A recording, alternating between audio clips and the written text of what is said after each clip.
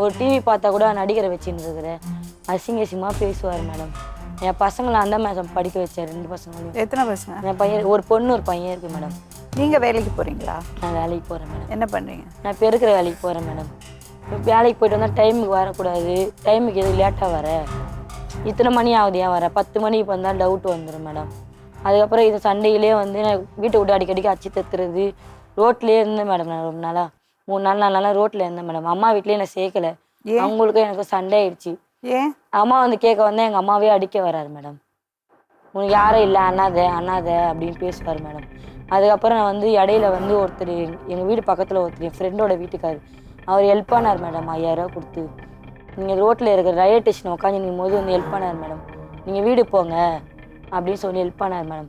அவர் மேலே சந்தேகப்பட்டு police station எங்கள் 2 பேரும் நிப்பாட்டாங்க மேடம். இட்டுன்னு போயிட்டு போலீஸ் ஸ்டேஷனில் கூப்பிட்டு போனோன்னா ஒரு பொண்ணு ஒரு பையனை வந்து பொண்ணு வந்து என்கிட்ட கொடுத்துட்டாங்க மேடம். பையனை வந்து அவர்கிட்ட கொடுத்துட்டாங்க மேடம். அதுக்கப்புறம் என் பொண்ணு பார்க்கவே இல்லை மேடம். 4 மாதம் என் பொண்ணை பார்க்காம ஸ்கூலான பொண்ணெல்லாம் எனக்கு தத்துறது. என் பொண்ணை காட்டவே இல்லை மேடம். பையன் உங்களுக்கு கொடுத்துட்டு பொண்ணு அவங்க கொடுத்துட்டாங்க. என் பொண்ணை பார்க்கவே விடவே இல்லை மேடம்.